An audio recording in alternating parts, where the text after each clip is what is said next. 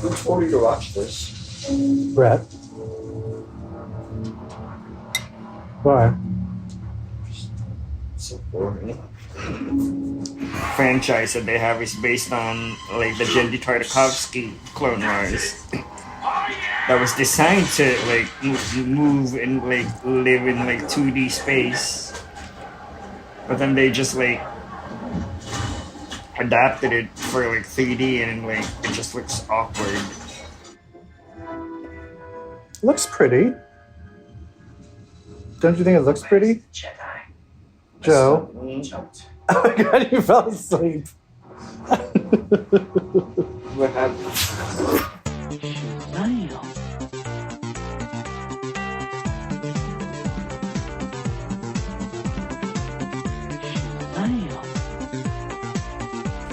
And welcome to episode 180 of CBQ Legacy. That's Comic Book Queers.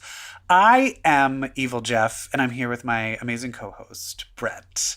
What was that? And we just listened to a few snippets. We said last episode you were talking about The Bad Batch. And you wanted me to a Star Wars show. Yes, you wanted, and I was like, I know my boyfriend will hate it. Record your boyfriend and so, watching it. So these were a few snippets of my boyfriend reacting to it before he just flat out fell asleep. My God, within he 5 hated minutes. it. 5 minutes. I think that's the worst offense that you can ever do. It's not just hate watching something. It's literally just straight up falling asleep. Straight up falling asleep. I remember I made a movie in Chicago. You can rent it on Netflix, and I will not Netflix, Amazon. You made a movie? Yes. What movie? It's awful. I don't even want to talk about it. What was the name of it? It's called Into It. And Into It? You can rent it. I think it's like on Amazon. I think they might have taken it down by now, but at some point you could watch it just on Amazon Prime. It was bought by like the people that distributed Pier Pasolini's films, like thought it was amazing and artsy and then did it. It's awful. It's all just about prostitutes and sadness and suicide. Oh, no. And then I was like, I want to do comedy. Like literally after making that, it was all about like rape and like, and then I was like, this is just, and I spent all these years doing this. And then I was like, I just want to do things that are funny. And I never looked back. And now I hate that movie. But anyway. Did you ever show your boyfriend that movie? Oh, he watched it behind my back. He watched it behind my back. What did he say? Oh, he's like, it's better than you made it out to be. Which I guess is the best compliment I could get. Sure. I won an Illinois Art Council grant to make it, so I had $10,000 to make a full-length movie. So clearly, it was very low budget. But I ended up having, I invited a guy over who was like a professor at Columbia University. And I was like, can you watch it? I want to get notes. And he just fell asleep. So I was like, and it's garbage. And so I had to wake him up and I asked him to leave. And he's like, oh, I'm sorry. It's just I was tired. And I was like, you didn't like it, so you can leave. Well, hopefully the creators of The Bad Batch are not listening this week. Yeah. And my one last separate story of falling asleep. My dad cannot stay awake in a movie. And I remember I decided to see Hellboy with him. And the previews was Van Helsing. So they had previews for Van Helsing. Then Hellboy started. Hellboy has maybe 10 minutes left. I suddenly hear my dad go, "What? What?" And then I look, and I was like, "What?" And he's like, "What happened? Where's Hugh Jackman?" Stop. And I was like, "Stop." I was like, "Oh my God, you fell asleep." Your dad was asleep for an hour and 45 minutes. He literally fell asleep in the middle of the Van Helsing trailer and did not wake up until 10 minutes were left. How did you not know that your father was sleeping next to you? Because I was just jerking off to, what's his name, in his Hellboy outfit. No. To Ron Perlman in his Hellboy makeup? Ooh. Well, your dad missed a lot. I was riveted, I guess. I guess. Wow. Okay. Anyway, let's stop talking about the past and let's talk about the present. Let's talk about what are you gonna hit? Ooh. Hot topics. Yes. I have a hot topic for you. As you know, our hot topics are mostly MCU related because what could be hotter? The animated series What If has announced it shall be released in August. Date TBD, of course. But I'm excited. Sometime in August. Evil Jeff, are you excited for What If? Of All the original course stars I are voicing their characters. Have they released? I know there's like a zombie one. I know there's like what if like Agent Carter was Captain America. Yeah. Are there other ones that have been released of what they are? I feel like I read a bunch back in the day, but I have a better idea.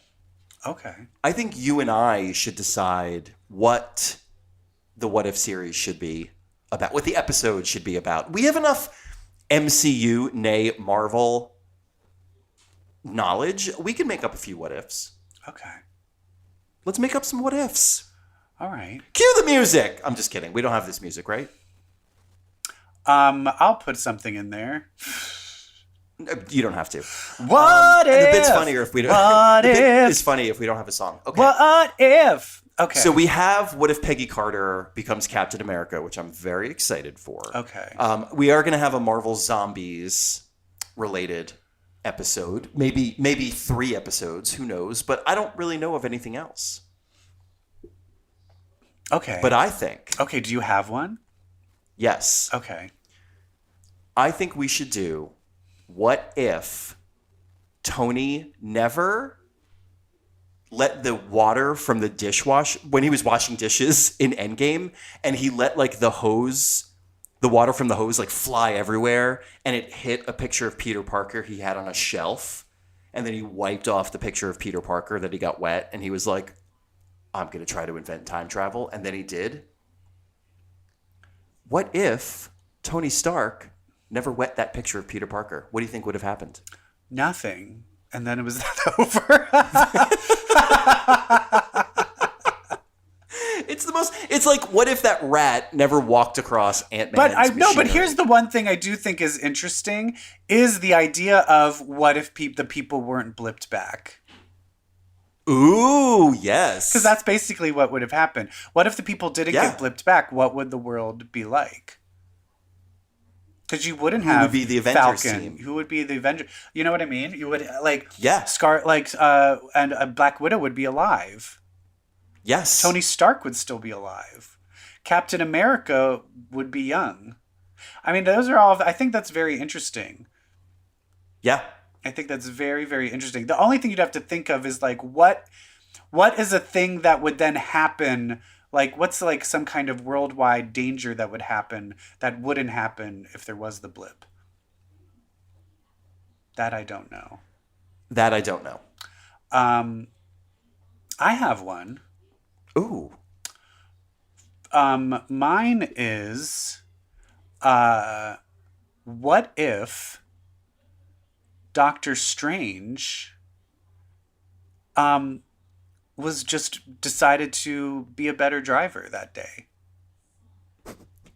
Be a better driver? Yeah, and didn't get in his car accident. His origin story.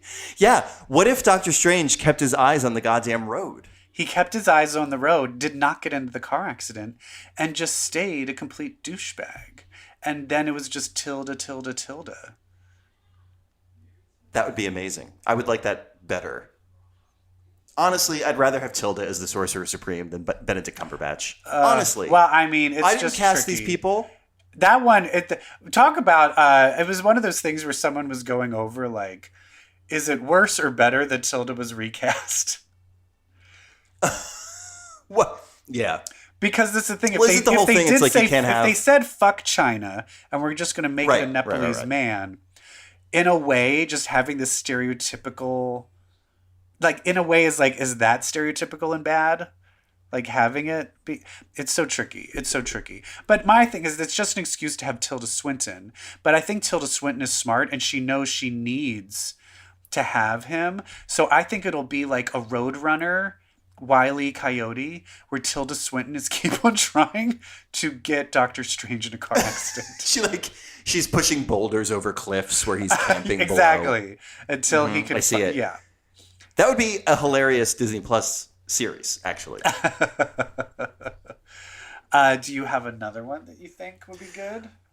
I really do. Mine is, what if Rachel McAdams did not do Doctor Strange and salvaged her career? Where would she be now? Would she be winning Oscars? Would she be doing a better Marvel movie? Wait, what? I just feel so bad that she's in that movie. Of Doctor Her Strange? character's given nothing to do. But I mean, right? Are you now saying that Doctor Strange is the reason Rachel McAdams' film career failed? It's well documented. Is that real? Yes! She's done stuff after that. Not one thing other than Eurovision. But is it really? But did people really decide to not hire her because she was in Doctor Strange? Or is that just like... Yes, she's been blacklisted because of her character. It was so poorly written in Doctor Strange. Well, what does that have to do with her? I'm just kidding. Every time when you bring up Doctor Strange, this is I just think insane. about how Rachel McAdams is a true talent and she was wasted. Oh, yeah, wasted. Well, in that Natalie movie. Portman was kind of wasted, too, in the first few Thors. But at least she's going to have redemption. Redemption. I mean, the fact that she would just do a fucking voiceover. And like, she wouldn't even appear in it because she's like, you fucked my character over. And they're like, fine, we'll make you fucking Thorette. Thorette is not real. All right, give us one more. I have a good one. Fuck. Okay, here it is. This is going to be the best one ever. What if Wanda Maximoff's father, I love it. the only DVDs that he was selling were David Lynch movies? So she didn't grow up on sitcoms, but just on Mulholland Drive, Blue Velvet, and Twin Peaks. Evil Jeff, did you know that today is the 20th anniversary of Mulholland Drive? I didn't, but wow. It is. Wow. And that means I saw it the day after it premiered. So I guess that's tomorrow is the day my life was changed forever. Tomorrow is the 20th anniversary of when I saw my favorite movie of all time. Evil Jeff, give us a what if that combines the MCU and Mulholland Drive. Like, what if this character and this character were the two female leads of Mulholland Drive? Go. Oh, I'd say what if... My thing is, what if the two old... Like, the two kind of the evil old couple... What if that was really just like Loki in disguise? Yes, the evil old couple that become mini. Yeah, that evil try to old get her to couple kill herself. later in the movie. And then instead he reveals himself. Rather than getting her to kill himself, he reveals herself. And he's like, do you want to be an evil villain? I say, what if Mulholland Drive was about Jean Grey and Emma Frost? Okay, cue the X-Men music. Wait, who's the one with amnesia? Oh, absolutely Emma Frost. One of my favorite lines from Mulholland Drive is when they start having lesbian sex. And then she's like, I've never done this before, have you? And then the person with the amnesia is like, I don't know. Rita. She's like, again. I don't know. Again, amnesia. I don't know. Oh my God. I will say, just going a little teaser just to throw out there. Speaking of something that felt a little Lynchian, it felt a little Hitchcockian, it felt a little panic roomy. I watched a fun movie that people are shitting on, but I thought it was fun. Amy Adams in A Woman in the Window. The Woman in the Window. Did you see it? No. Watch it. I think it's really fun. It's the guy who did Atonement. Like, it's just okay. It's beautifully shot. It's super fun. It's like a fun thriller. It's like Copycat. She's like an agoraphobic. It's like Rear Window meets Sigourney Weaver and Copycat. I love it. Okay. With Amy Adams. I'll watch it. In a bathrobe the entire time. The entire time, looking sad out a window. Yeah. Her element. Yeah, it's fucking Julianne Moore, Gary Oldman, Jennifer Jason Leigh. Julianne Moore. Yeah. Julianne Moore. So in. And Amy Adams. How do you say no to that? Jesus. I'll watch it tonight. Hot topics. Cue the X-Men music. I want your ex. Come on. Are you still with me? I am. Okay, good. Because there were 3 X-Men books this week, and we need to talk about them, including the debut of a new one. Yeah. Which I can't wait to talk about with you. I'm going to tell you, I'm just going to preface this, so just be warned. Okay. I am not happy. Okay. I am not happy. I've for a picked up on plethora that. of reasons. Let's talk. Let's start with nor Children am of the I. Atom. Let's start with Children of the Atom. Okay. All right. So Wait, just can we pause? Okay. I'm going to need strength to get through this segment. I really am. are you going to drink some? I'm already drinking a glass of Chardonnay. Okay.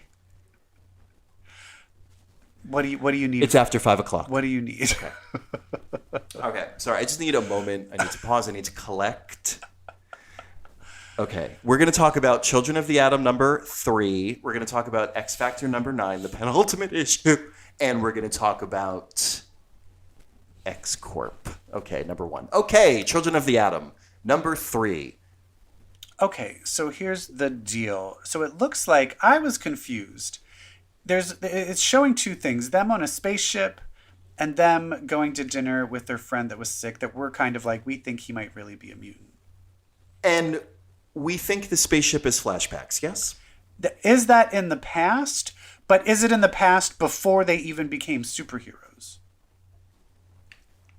It felt like an origin story to me. That's what I was just confused about, because it didn't look like they were in their costumes.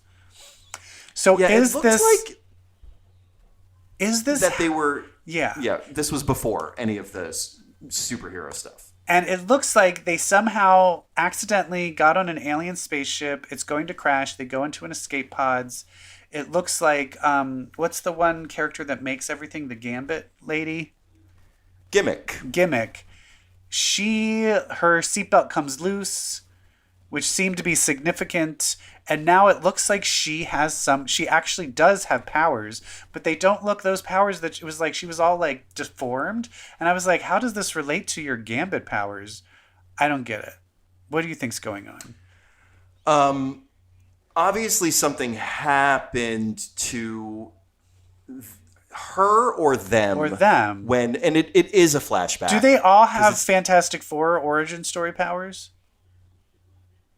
Right now, I am not convinced that they have powers, because we have never seen them use their powers when they're out of their costumes. Right. What we have seen is Gimmick. Her background is she is a renowned cosplayer or costume maker. And they seem to be calling her out instance by instance in this story, in that, one, in the flashback when the 5 kids sneak onto this rocket ship and are then crash landing into Earth, her belt comes undone. And then 2, when they're at the dinner of this kid Cole's house, she's in the bathroom turning into something. Bulimia. It's an epidemic. But that's the thing is, are they all aware that she's doing this, or is she hiding this thing from everybody? She's close. So she's not at the dinner, right? They went without her. Yeah. She stayed home. She's definitely hiding it from her parents because she runs away when she feels this change coming on. So I don't know. And then their friend that was in the hospital and who's recovered, it turns out that he's been experimented on with like mutant DNA. Yes. And so they're all like, oh, hey, by the way, can we like get in on that? Because maybe you can go through a gate. And it really just shows their X-Men obsession has been going on way before they've had these powers or been doing all this. Because this guy was like, oh my God, your fucking X-Men obsession. Like, get over it. Get the fuck out of my house. So these guys are just obsessed with being X-Men. Yeah. So where is this going? Are they going to get the DNA? I'm curious to see if this dude can walk through a gate now that he's been spliced with the DNA. One thing I want to point out is who this Dr. Arthur Nagin is. This friend of the family who's been experimenting on Cole, the kid who we think is a mutant. Yeah, he's By all the way, big and beefy. Yeah, the stars of our book, the Children of the Atom, they think Cole is a mutant as well. Yeah. So they're like, you think he has powers? And I'm like, oh, okay. So that Dr. Arthur Nagin is a supervillain in the Marvel Universe. That is Gorilla Man, not the Gorilla Man from Agents of Atlas. This is the former leader of the Headmen, which include, I think, Ruby Sunday. Ruby Thursday was on there. She just had like a red ball for a head. What about Ruby Tuesday? Goodbye, Ruby Tuesday. Dr. Arthur Nagin, underneath that suit, his beefy body is a gorilla body, much like number 1 from Umbrella Academy. Right. So, this is a DNA but he's not splicer. a mutant or anything. No, he uses animal DNA. Back in the day, he used animal DNA. So now he's moved on to mutant DNA. I guess he's moved on to mutant DNA. That's interesting. Yeah. So I'm thinking, this is what I'm picturing, which I think might be interesting, is they're going to try and convince their friend to see if he can go through the gate, and I think he can. Yeah, because he's got mutant DNA. And I think they're going to go to Negan and be like, we want it so that we can go to Krakoa, and they're going to pay like some heavy price. Like, if you want this, then you're going to have to do this. Oh, for sure. I think that's kind of interesting. At the same time, I still am not getting because the one thing that I want is I still want to relate back to like, what does this have to do with the overall arching of the X-Men universe? And right now, I just feel like it just seems meaningless to it. Adjacent. It seems very adjacent. So for me, it's just like, if it's adjacent and just some side story that doesn't really matter, then it needs something more. You know what I mean? I do. I I do think we're getting there. Yeah. I think there is going to be an X-Men connection that we are not foreseeing. For example, someone online said, is she Brood? And I was like, oh, so that's interesting. So wouldn't it be cool if Children of the Atom was ultimately connected to something that was part of X-Men lore, like the Brood? Or something like that. But then that wouldn't would be they cool. automatically be called to, what's his name? Broodling? What's his name? Sure. So she's not Brood, but I think the point is, I mean, maybe she is. The point is, it could be something that has to do with the X-Men, like historically, and that'll be the tie. And I think that's the problem I have, is I hate it where I'm still waiting to see if I'm going to like this or not. Yes. And I think that's that's my problem, is I need something happening in this right now where I'm like, yeah, I'm into this. And I do think the other problem, and this is maybe my main issue, which is not my fault, this is very, very, very Gen Z. It's very Gen Z.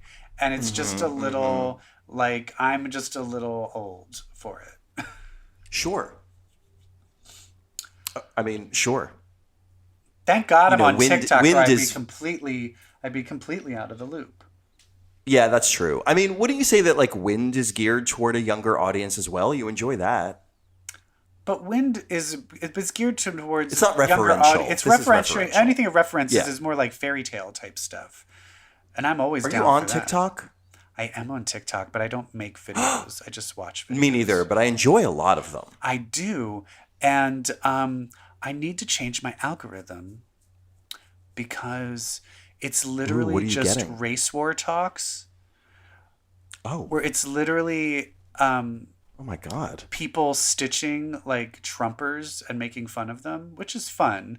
But then that also leads But to enough. but then it also leads to like biracial people and black people fighting over are you really black? And then it's like crazy things like that where I'm like, Okay. this is too intense for me. Like oh my God. Like for 1 minute, you're going to solve this issue in 1 minute? No. No. And then because I watch BLs, I'm on BL TikTok. And because I watch K-pop, I'm on K-pop TikTok. And because of that, I now get just a lot of hot like Korea boos. Like just like and manga people like cosplaying and doing stupid stuff. And I don't like that. So it's just weird where they're like, oh, you liked Cherry Magic, the Japanese BL. Here, I'm going to show you a bunch of girls dressing up as other manga characters. And I'm like, no I don't care. No. But then Don't show me they'll girls. show a fucking hot guy dressed up shirtless as a manga character. And then, of course, I heart it. And then it fucks the whole algorithm up. And then I'm just inundated with it all over again. Oh my God, these algorithms. I will say the fact of hot topless men are ruining my algorithm. Yeah, my Insta, like when I hit search and all like different things that it's recommending for me come up, it's all just fitness. It's queers. just hot. I'm like, oh Man. God. Yeah, Now I've given I'm up on my horny. Instagram. I can now tell immediately from a TikTok whether they have an OnlyFans. I can just tell from the vibe. Oh. I can tell by a thirst trap of like, are you a thirst trap because you're desperate and want attention? Or are you a thirst trap because you're trying to get people to go to your OnlyFans and make some money? Oh my God, everybody has an OnlyFans. Quick, which mutant is most likely to have an OnlyFans? Dakin! I love it. All right, what else do we want to say about Children of the Atom number 3? Nothing. Just get where to is it. it going? Get to it. Do I like it? Do I not? I will say this. I was that way with The Nevers, which we will not talk about this episode. I need to get Episode 5, the one you didn't watch, is, for me, I was 4 episodes of, do I like this or not? And now you're Episode like, 5, yeah, I was like, I like it. Damn it, I like it. Yeah. All right, let's talk about... let's save the newest one for last. Oh, please. Okay, let's talk about X Factor number 9, because I'm fucking heartbroken over this. Why is this book ending? Why is this ending? I mean, I guess it's ending because it wasn't getting enough. That can't be true. Sales? It's like it was in the top 10 sales. Like it outsold Batman once. Is it because Polaris is an X-Man and then they're like, oh, because for me, this is like the most interesting thing that's going on. And the fact that this issue, they just combined their 2 plots of Siren and Mojo together, and not only brought back Shatterstar, but also had Richter being called to him. What? Oh, and that's not all. There's a panel with Shatterstar and Dazzler. Oh, yeah, where he... made me gasp. Where he almost revealed that because she forgot that she's the mother. That she's his mother. He's like, hey, Dazzler, nothing. Never and you're mind. Like, what? I'm and heartbreaking. Wait, Evil Jeff, they have the same fucking hair.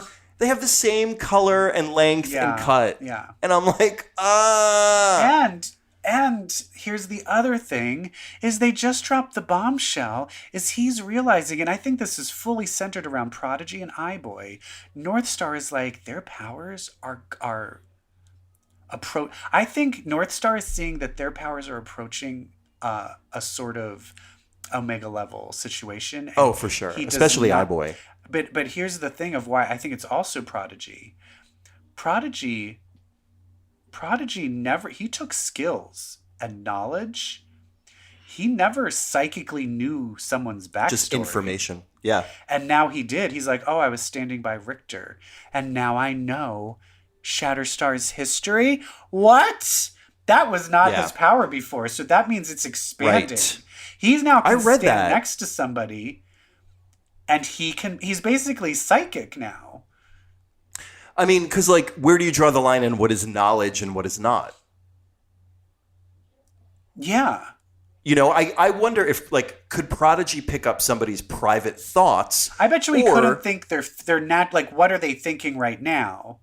But he can know all of their memories and history that made them who they are. Yeah, the story of Shatterstar, I mean, it's a story just like how to build a rocket ship is a story. Yeah. But that's what I mean. So, but that is much more complicated. It used to just be like, I can fight how you fight.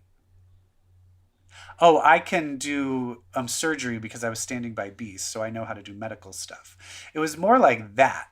And now it's being expanded. And that's what's just so great is she's expanding the world of how their powers work. And then iBoy can fucking see... everything. He can see magic. Anything. He actually reminds me a lot because I just saw in the Nevers, there's the girl that can't speak languages, but she admitted that when she saw the girl sing, she could hear words. Mm-hmm. And that reminded me of kind of like iBoy. Like he can see these things that no one else can see. And I just love the fact that he used to be on, is it, who writes it again? X Factor? Leia? Yes. So did Leia Williams write Generation X, the reboot? No. Who wrote that one? Christina Strain. We interviewed her. Right. But I like that she's pulling from... I love pulling how iBoy was like, you're useless and you will never be an X-Men. And now he's like proving to be probably one of the most important ones. And North Star is like, and I don't want anyone to know because I don't want him to be useful.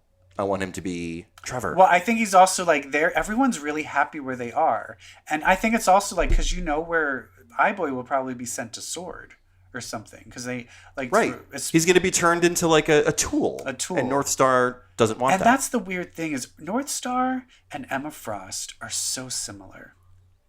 Right? Because they are cold as ice and they will tell you to your face that you're an ugly piece of shit. But they will sacrifice their life to save your life and make sure that you're okay and happy. It's that dualism where they care so much about children and people being happy around them, but at the same time with this stone cold exterior where they won't let anybody in. I love it.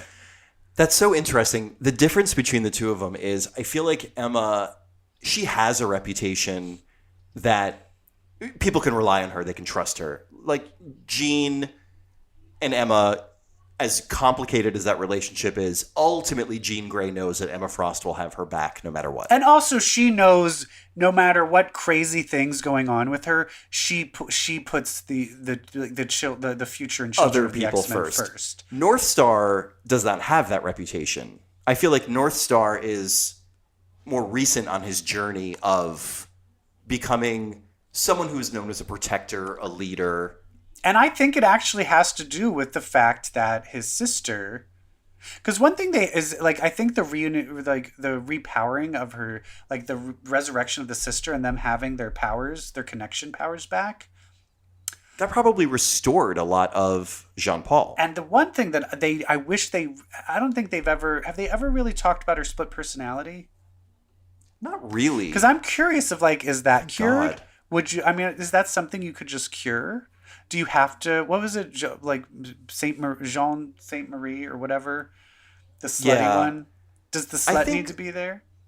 I think also that was probably just let go because that is a real simple, outdated depiction of mental illness. Well, true, but I think DID is a real thing. And I think it could be updated into the 21st century of what dissociative identity disorder is. True, yes. But there is also the resurrection is restoring thing we've seen come up here and there. For me, it's just like it's laying the tapestry of all these things. And then the one person that can save Siren is her old teammate from X-Force, Shatterstar. Yeah. Like, what? So this book feels like it's always been so respectful of the Kyle and Yost new X-Men run and Peter David's X Factor. Yes, because that's right. She became Morrigan when Shatterstar was on X Factor. So he was there for all of that too. They have this rich history together. And it's just like honoring those things. It just makes my heart skip a beat. So then when it's like, and we're ending it, I'm like, you literally just hit a million balls up in the air that I am so excited to see come to fruition, to land. And now you're like, nope, it's just Hellfire Gala and then it's done. What? This book, it satisfies the X-Men fan, but also just like in terms of references and history, but also the team dynamic. Like this is the most loving team out of all the books. Nobody comes close to the camaraderie of X Factor. All I'm saying why is it the one? Is I want X Factor's story to be completely absorbed into X-Force. Why X-Force? I feel that's the only one it could probably fit into. Well, what I'm hoping is that we're getting a new X Factor #1 after the trial of Magneto. That I would love. Don't think it's going to happen, but if Leah Williams is writing the trial of Magneto, of which X Factor is going to play a major role, do we then get an opportunity to reset with kind of a slightly different lineup? Well, I guess so. You're saying you think X Factor is going to continue on in the trial of Magneto. Yes. And the thing that's saying is because they're saying X Factor plays a strong part of it, is the trial the outside or inside? Like, is it a Krakoan trial? That's interesting. Or is it outside? Well, there's going to be two going. I would imagine there's going to be both. If a murder happens, do you know on the who do you world think stage, dies? That's such a good question. I keep going back. Because I feel it has to be a human, because if it's a mutant... It has to be a human. Then they'd be resurrected. So then it's Yeah. like if the trial's outside, but then what is X Factor having to do with all of this? If it doesn't have to do with mutant resurrection. I think they are going to get on the case to prove that Magneto did not kill a human. I find this all... I think this is going to be super fun. I can't wait. I can't wait to see who's murdered. I keep wanting to go back to the giant-size Magneto issue. Yeah. Because that's where Magneto built that party venue for Emma. Yeah. So that structure with the Sentinel head, that's where Emma's having Hellfire. And wasn't there something like Magneto pocketed a key or something like that? Well, that wasn't there... This is what I want to go back to. He helped Namor. Yeah, and he got that key. Yeah.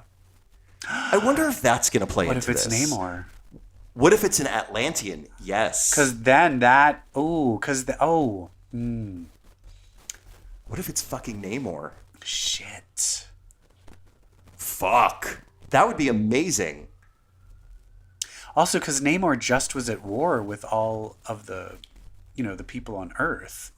So that would So Earth's going to be like, well, you shouldn't have killed him. It's fine. Yeah. But you shouldn't have done it, but it's fine. So that's the thing, is like, or is this trial going to take place underwater?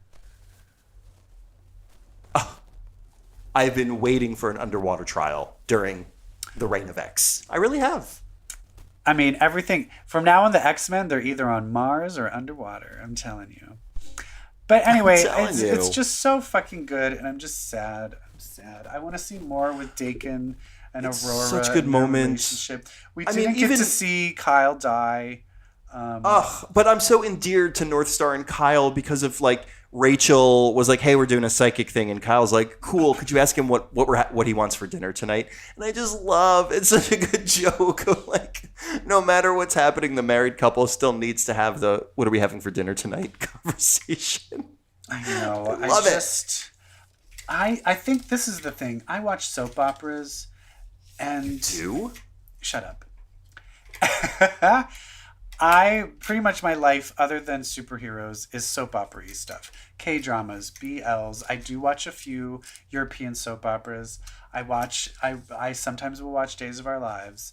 I've watched it since I was 7. It's a fun thing with Days of Our Lives, you can rewatch it and you're like, oh, there's that same character from 1985. Oh, well, then I love it. But my thing is, I like cheating and scheming. And I just feel in this world where Kyle and North Star are monogamous and Krakoa is a polyamorous sex pit, honey. Right. It's going to come to a head. With Dakin there? With Dakin we never there, got to see that. And now here comes Shatterstar and Richter and Richter? Prodigy and Speed. And then Boy's bi. I don't care what anyone says. He is giving off some severe bi energy. Yeah, they're all poly, so there's no more gay bi, any of that. Yeah, everyone's pan. They're all pan. I'm going to make a t-shirt saying we're all pan on Krakoa. Which we should sell that. Would you? Never mind. I was going to ask if you would have sex with Trevor, but he's a kid. I don't want to talk about that. How old is he? Speaking 18. Speaking of no, the eye thing, that's speaking too of much. couples, That's too much. speaking of gay couples, hello. Did a double date happen on a data page? And can we talk about it? Yes, talk about it. Let me talk about it. Great. So Kyle and North Star agree to go on a double date with Danny and Shan. Yeah, and so I will say... Think back to New Mutants. Danny and Shan are a fucking couple. But they're a couple. Is this where... They weren't announced that they were a couple of New Mutants. Was that where they were announced? No, but this is about subtext. All the sex and love stuff in this X-Men era, it's all subtext. You either notice it or you don't. Because they can't straight up say, oh, by the way, Scott, thanks for fucking my butt last night. It was so good. I'm Wolverine. You can't do that. I mean, I feel they should. but that's just me. I loved it. Thanks for doing me up. All right, I'll stop. I'm talking about gay sex like I'm a straight person. I wonder, I'm just trying to think, since he has impact beams, can the impact beams be low enough where if your dick was to hard, stimulate the prostate? like you literally I-beam up the hole, just straight to the... Like point blank. I was thinking like if you shoot the underside of a hard penis and kind of do it in pulses, so it just kind of bounces. Yeah, in pulses. Yeah. There's so many things you I'm can saying, do. though, the visor, if you turn it 90 degrees, is butthole shaped. Oh my God. That'd be funny, like Cable comes in and Cyclops is like, don't touch that visor. Not yet. Yeah, Danny and Shan are totally lesbian lovers. And I will say, though, was it just me, or was the takeover of Mojo World way too easy? And I kind of loved that. And I think the reason it was way too easy... hey, you have one issue. You have one issue to wrap everything up. But I realized, why was this so easy? And I realized because they weren't trying to stop him. They literally were just like, no, we're in on this. We're now the producers. We're now just your boss. Yeah. You can keep doing your shit. That's how you beat them. But you just need to make the mutants look good, and they're all free, and they can do whatever they want. You don't have resurrection. We fucking have that. You can't do this, this, and this, and we're in charge. We're basically... I love it. You make him sign. Yeah. The only way to beat Mojo is with a dotted line. Yeah. The only way you beat Mojo is with a hostile takeover. Brilliant. Yes. And then Sophia it's fantastic. Is in charge of it. And that Sophia has to watch leads Mojoverse into X-Corp, X-Corp, where she is now the marketing PR person. She's like the commercials director. Which, of course, if she runs Mojo World now, that would make sense. Yeah. I loved that part of X-Corp. Do you remember who was in love with Sophia? Hellion, right? Hellion. Where is he? I don't know. He is such a good character. I want him back. Me too. Plus, I think I'd love to see a thing of him trying to do the Crucible to get his hands back and them not allowing it, saying that that's not a good enough reason. Here, we made you fake hands. No, I already had fake hands. And I'm like, Jean got her fucking leg back, and they're like, that was just to get her brother. That was her brother, not her leg. Leg was a byproduct. What do you think the Morgan did to Julio and Richter? I'm sorry, Julio is Richter. To Richter and Shatterstar. I don't know. At the end of this book. It looks like everything with this folklore monster, everything seems to be about contracts and bindings and favors. Yeah. So it looked like she apparently... I mean, this is what I got. Siren was committing suicide as a way to be the sacrifice for Morgan. And instead, she still ended up just killing all of X Factor to, feed her. Am I right? Am I thinking that's... Yeah, yes. And Siren agreed, as long as you don't kill other mutants, I'll die 1,000 deaths for you. So she's... Yeah. So, I mean, shit, that's fucking rough. Oof. And then I have a feeling it looks like Shatterstar went in and made a new... I think was renegotiating some kind of new deal. But then Richter is bonded. And now that Richter is fucking a sorcerer, he senses all that fucking magic. And so I think in the end there's going to be some kind of Richter magic versus Morgan thing. I have a wholly different take. Oh, okay. Go ahead. Yeah, I think Morgan's dead. Oh, okay. And then with her dying breath, put some kind of curse onto Shatterstar. And the curse had to do with love. So therefore the curse found its way to Richter. And I think Richter and Shatterstar have been cursed, and I'm not looking forward to it. But that's the thing. Are they cursed to not be together? Because they weren't together. Well, no, they're cursed to be in love forever. That ain't a curse.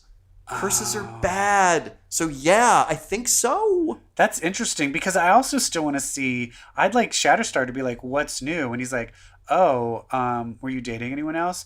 Apocalypse. What? What? Oh yeah, can he fuck you like this? Yeah, actually. Yeah, he can. Yeah. But he left me for his fucking wife. So the end of this book says, what cursed parting gifts did the dying Morrigan bestow upon Shatterstar and Siren? So Siren got some curse too. Jesus Christ, she can't catch a break. No, She cannot catch a break. Well, although, I don't know, maybe it's not a curse. Morrigan's like, to the victor goes the spoils. I have a fun idea. Now that she spoiled the Madrox is back in X-Corp. One of the fun things, which I hope they will address in the book, and it seemed like they're doing it.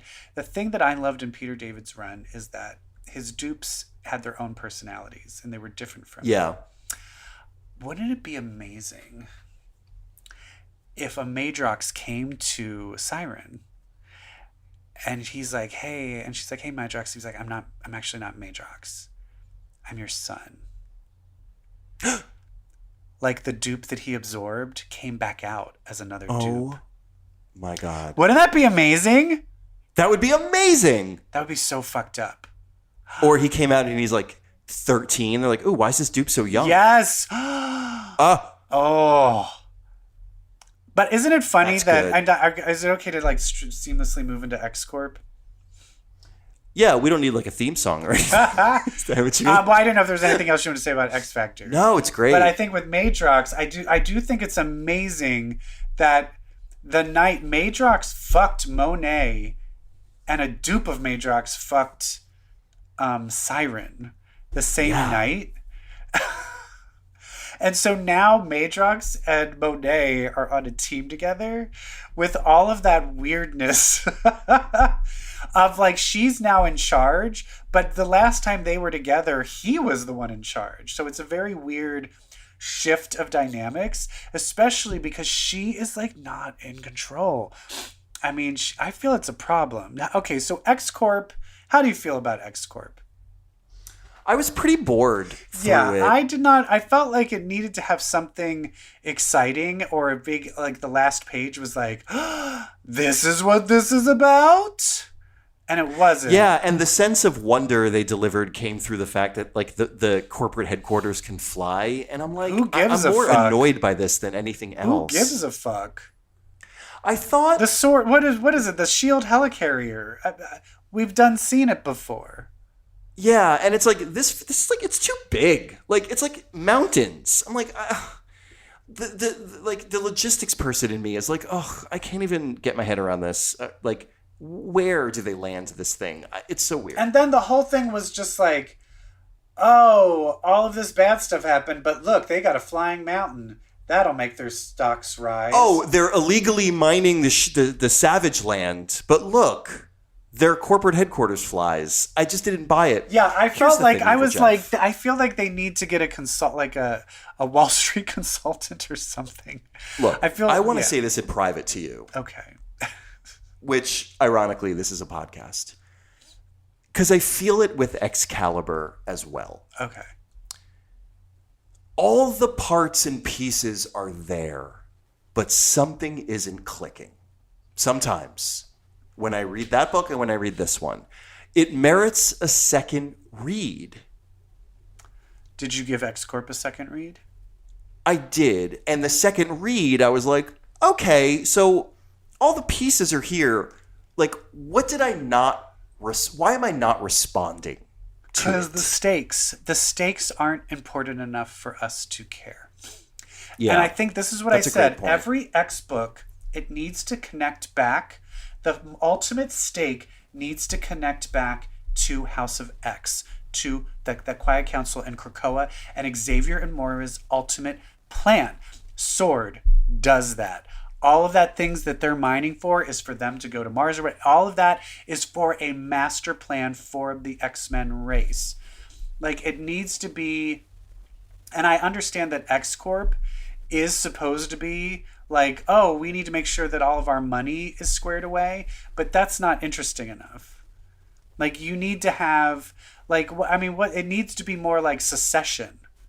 You know what I mean? Like, who's on the Yes. board? Oh, I need to be on the board. Angel and her, like, I think Angel and her need to be fighting more. And, like, I think maybe, like, once they're all on the board and, like, making decisions and going against each other and backstabbing each other and trying to make deals, like, that might be more interesting. But there needs to be some kind of twist. There needs to be some sort of twist. And because right now it's just a little too, like, The stakes aren't. it just feels like a clear commercial. or high. It Yeah. feels like data pages. It feels like things that could be just told in data pages in other X books.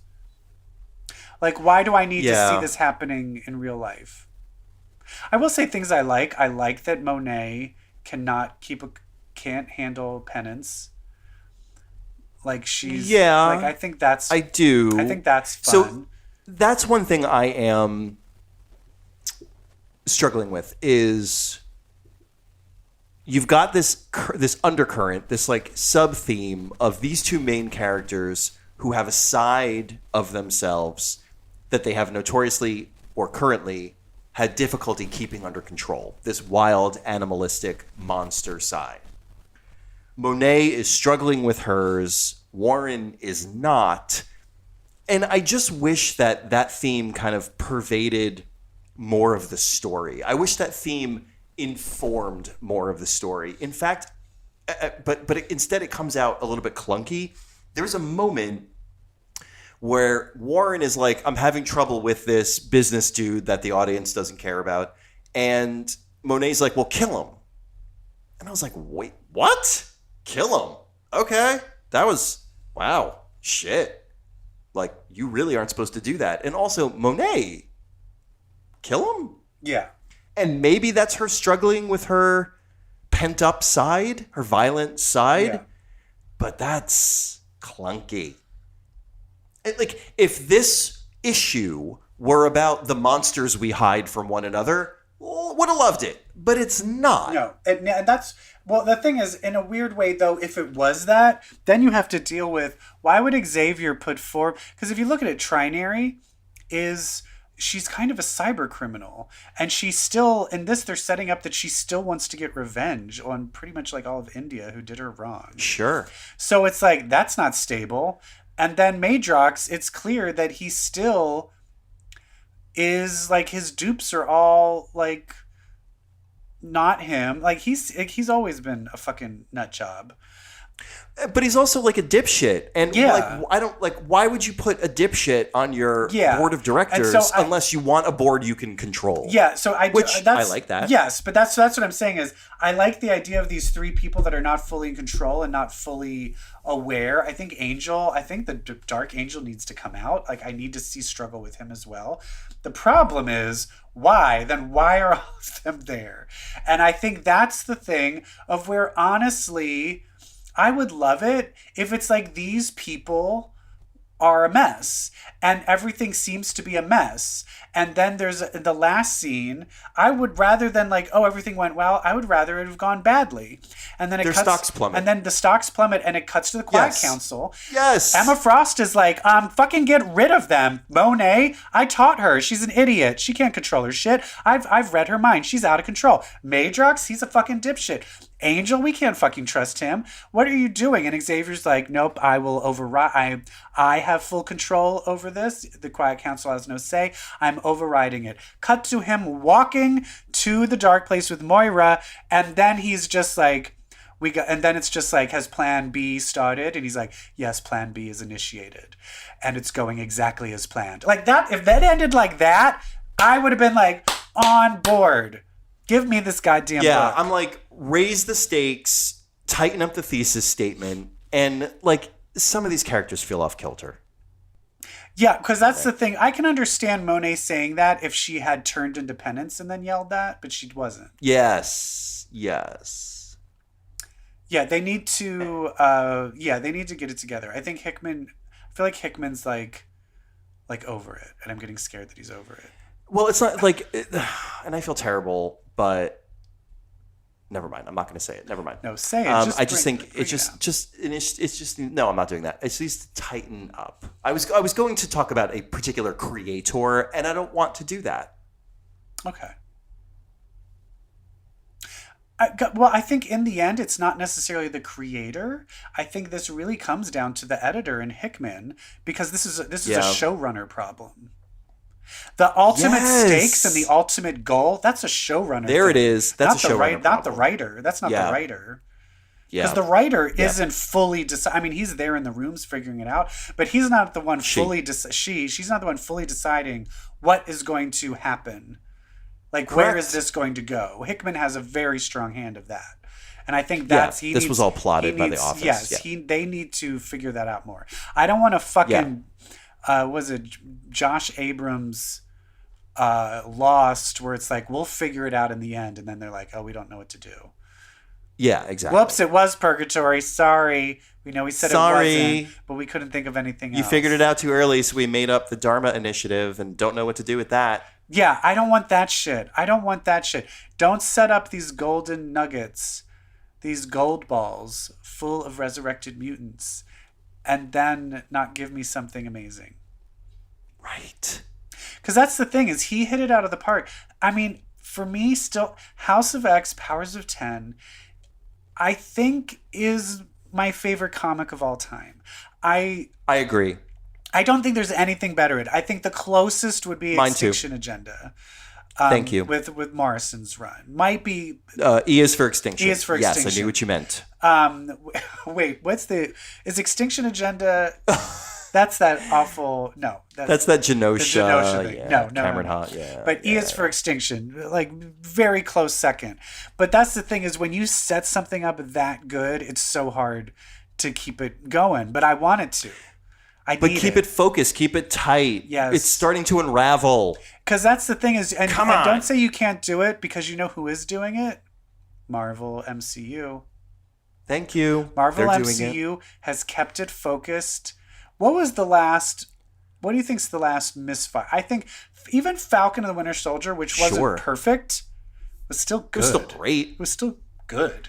I'd say the last misfire Was I would Thor say 2? the last misfire was Iron Man 3, because we did not want a grounded human Tony Stark story right after Avengers introduced a broader MCU. Yeah. We wanted the broader MCU. So I think it was kind of a misfire to give us like a grounded Tony story when we were hungry for like more Marvel, more. It gave us depth. We wanted breadth. Oh, here's some and I think news, that was a though. misstep. Did you hear that like there's like fighting going on amongst them? Who? The Disney people and Feige and the MCU people. Oh no! Don't say that. What's the guy who begins with an I? Not Eisner. No. I don't know. Oh shit! There's someone from Disney. Ugh. And it's been rumored. And of course, this is rumor, so it might not be true. But it's rumored that he thinks Feige is in over his head and can't keep this up, which sounds more like sour grapes to me. But Is it Ike Perlmutter, like the Marvel guy? Maybe. He's bald. Huh. Oh, no, never mind. I don't know if I know that. So yeah, but I mean, that is not a showrunner problem, but like that's showrunner success. To your point. Although, but like that's Kevin Feige. Did you realize that they don't use showrunners? That they don't use showrunners? I did not realize that. Well, because he's the showrunner of the whole thing. He's the showrunner of everything, and the main director is kind of like second in command.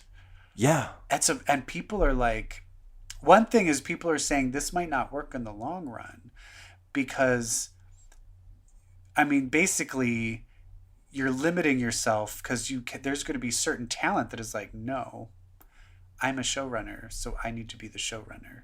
So you're going to have all of these really good people that aren't going to be willing to do that.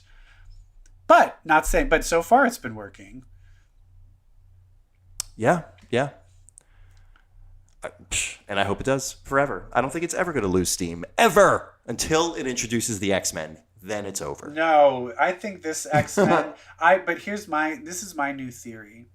I read somewhere where someone said how do you introduce mutants if they've been there all along? And someone said, no, it's a good way to introduce mutants to the MCU.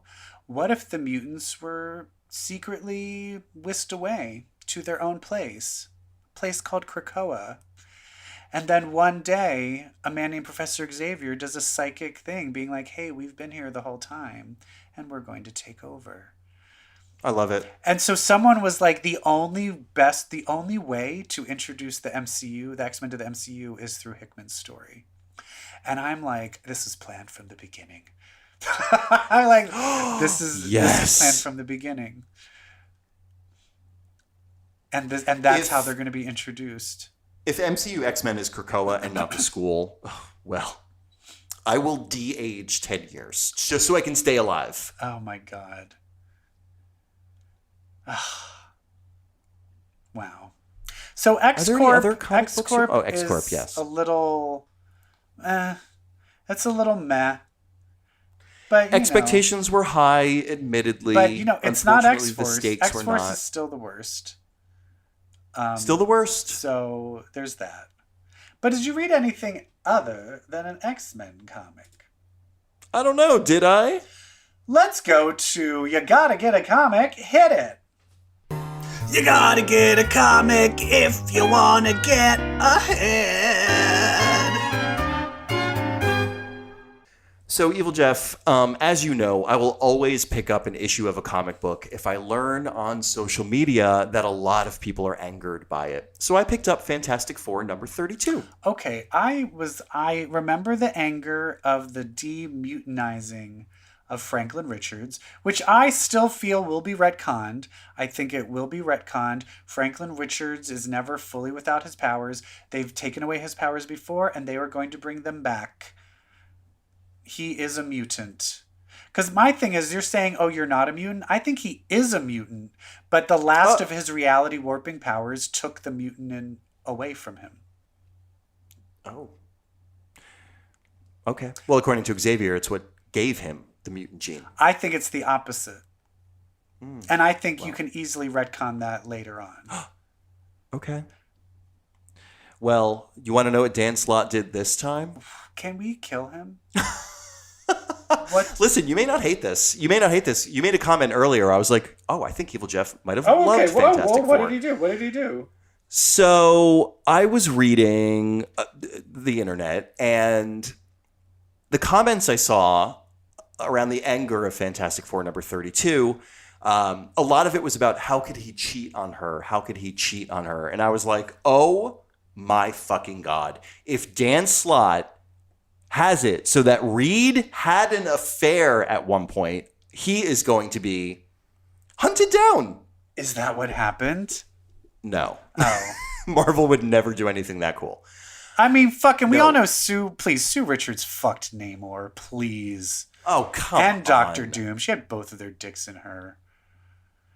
Anyway. Oh, come on. Seriously. Okay, but who cheated then? So Johnny Storm. Johnny Storm, in recent issues of Fantastic Four, has found his soulmate, Skye. Right. So he is going on a double date with his soulmate to an art exhibit about Latveria. And he's going on the double date with Alicia Masters and the Thing and their kids. They adopted that crazy kid. They're taking a blind girl to an art exhibit? Well, some of her sculptures are part of the exhibit, Evil Jeff. She's a sculptress. Oh, I didn't even know that. Okay, all right. You didn't know that Alicia Masters, daughter of the Puppet Master, was a sculptor? Oh, yeah, I did know that. Sorry. Okay. So Johnny shows up with Skye. All of a sudden, Skye walks in, and she's like, what the fuck? Ben, you told me this was tomorrow. And everyone's like, what the fuck? And then the Skye that Johnny came with turns into Lyja the Skrull, his ex-wife. And she was like, hee hee, fooled you. Also here is Doom's second in command, a woman named Victorious. She's all hail Doom, hail Doom. She's like overseeing the exhibit. It looks She's like take Alicia Masters. I thought they were a thing. Doom and Victorious? Yeah. They are now. He proposes to her at the end of the issue. Okay. Well, I don't know. The storyline is called Bride of How's he Doom. doing that with... I mean, I'm going to talk about Guardians of the Galaxy next, so he is a busy man. Okay. Yeah, I know. He's on the team, right? Yeah. Okay, wait. You need to backtrack. Who was the Skrull? Wait, Johnny Storm's ex was a Skrull? Oh, don't you know Lyja, the Skrull that Johnny was married to for a while? No, I don't remember that. Oh, she's a thing. She's the Thing? She's a thing. Oh my God. I'm kidding. Wait, now, but she could be the thing. But she always presented as a woman? Or do you think in the bedroom because he's bi? Yep. Switch genders. I think in the bedroom because she's bi. Anyway, she presented herself as Skye at this thing. So they get into a fight. And Skye is like, fuck you, I'm out of here, the real one. And Victorious is like, we must protect the artifacts of Latveria. So she's protecting the artifacts. And Lyja is like, you know what? I fucked up. This was so wrong of me to do. I'm going back to my homeworld. You'll never see me again. Wait, and she flies off. Wait, why did she do that in the first place? Just to fuck with him? Like as a prank? So, I think so. But the reason she flew off and was like, my bad, I'm so sorry. I'm going to get out of here and never come back. Alicia Masters puppet mastered her. It's the first time she's ever done anything like that.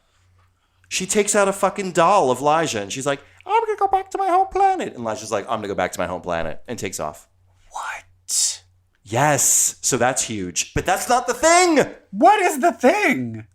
They show Johnny in bed next to Skye.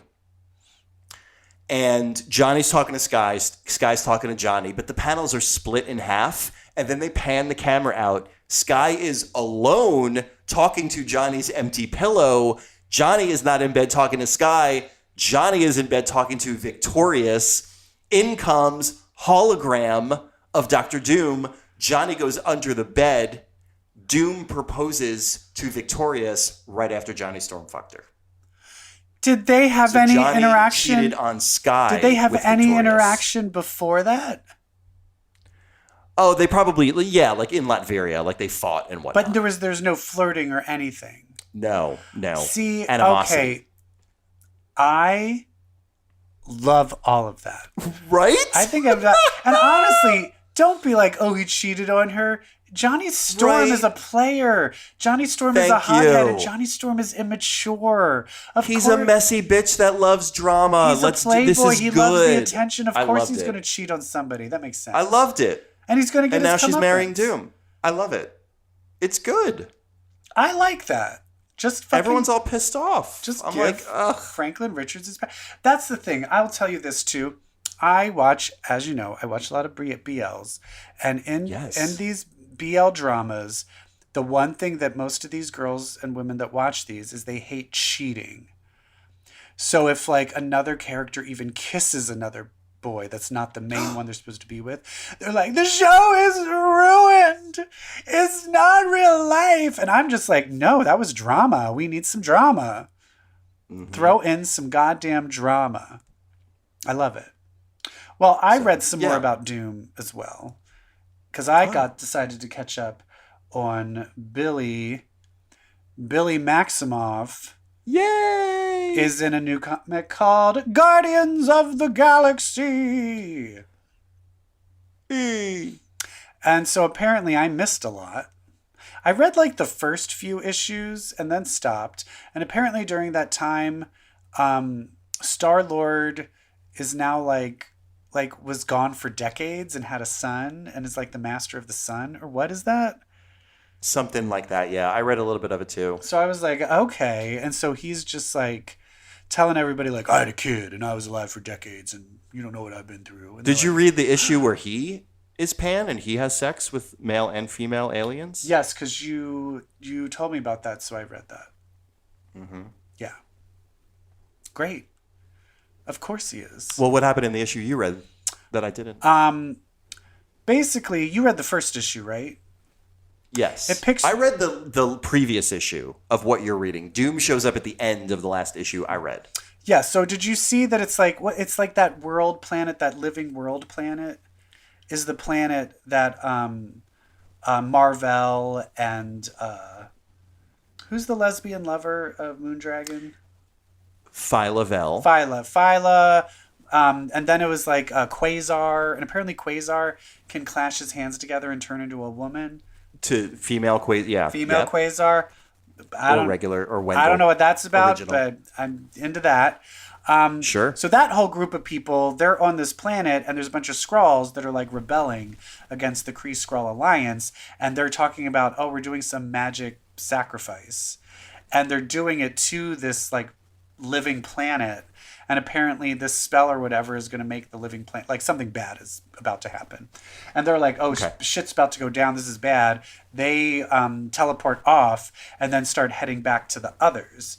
Meanwhile, Doom shows up, where it's Hulkling, Wiccan, Star-Lord, Groot, Rocket, Raccoon, and Gamora, and they were fighting these like elder god people that lived in galaxies far away, and they were experimenting on everybody. And so they were battling them. They finished the battle, but then Doom shows up, grabs Hulkling's sword, and starts fighting everybody. And it looks like he's going to win, but then Hulkling's like, no, this is like Thor, so he just calls the sword, and the sword goes back to him. But apparently it was a trick, because when the sword went back to him, the sword, they switched bodies. Doom and Hulkling? Yeah, so now Hulkling is now in Doom's body, but because it's armor, he trained the armor to freeze him, so he couldn't move. And so then Doom was in Hulkling, and so then he then starts battling everyone, and then he's like, but you can't kill me, because if you kill me, you kill the king. You will kill the king of the galaxy. So you all must surrender to me. And in the end, Moondragon plays Possum as if she's knocked out. And and it's funny where they're just like, she's like, you need to get him to switch back. And they're like, why would he switch back? He's in a powerful body. And she's like, use that against him. So they literally are just like, oh my God, like, you're so weak as Doom. You have to be in Hulkling in order to beat us. And literally they all keep doing that. And finally he's like, I don't need to be Hulkling. I'll switch back. So when he switches back, Moondragon like diverts it, and he switches into Rocket Raccoon. And then Rocket Raccoon is in Doom. Loved being in Rocket's body. And so then Doom is like, whoa, but it's like Rocket Raccoon, like speaking all doomy. And so they have him captured. And so in the end, they were like, we should put him in a prison. They're like, no, he's totally going to escape. And they were like, but he's like, oh, I know what's going on with all of this stuff. And they're like, he has too much information. We need to know it. And in the end, they're like, we'll give you back your body if you help us through this mission. But I think he's going to stay as Rocket Raccoon until the mission is over. So it might be a Doom Rocket Raccoon. Oof. Or next issue, we might switch back. I don't know. But for me, I do love seeing me some Wiccan and Hulkling together. Yeah, on the Guardians of the Galaxy. Fuck yeah, that's great. So that's interesting. I'll probably keep catching up with that. Yeah, and it's Al Ewing. It's great writing. It's the guy that writes Sword. Yeah. Who could go wrong with this book? And I gotta catch up. And that's comics. Did you read any other comics? That's comics. No, that was all I read. I have a problem where I should be reading a book and I just couldn't get into the issue 4. It's the Department of Truth. Oh, you know what? We're not caught up with my it. connection to the Department of Truth is tenuous at best. Yeah, it started off really good. And it's our guy. Yeah, it started off really good. But it's James Tynion. Yeah, it started off really good, but now I think the problem is there's actual disinformation that's happening now, and they keep on talking about disinformation from the 80s. Where I'm like, no, let's talk about election fraud. I don't know. Sure. Yes. Yeah. Are you saying you wish it was more direct about it? Yeah, I think for me, I guess it's also, it's going a little too slow. Like, did you ever watch Dev? No. With Ron Swanson? Yeah. No, I never did. That started off, the first 2 episodes were so good. And it was basically it was he's like a Mark Zuckerberg type person, and he's created, or an Elon Musk type person, and he's created a technology that can literally predict the future. And it not only can predict the future, can also go in the past. Like, they're like, look, here's footage of Jesus that we found. Oh. Which is so fascinating. But literally by the third episode, it trudged. It trudged to the point where I was like, something needs to happen. I'm bored. Yeah. Oh. And it's the same thing with this, where it's like there's a lot of interesting ideas in Department of Truth, but it's just taken too long to get to there. And I hate to say it, it's the same thing with the other one we were reading. We only find them when they're dead. Yeah. Yes. And that one, as soon as they killed that one living god, it kind of petered out. Yeah. It's no wind. Yeah. It's no wind. Keep it moving. That's our lesson. Keep it moving. I bought the trade of it.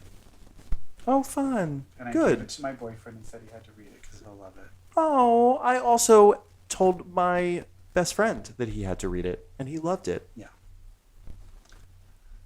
And that's comics, guys. Thank you so much, everyone. That's comics. Thank you, comics. Thank you, comics. And thank you, Evil Jeff. And thank you, Brett. Thank you. And thank you, America.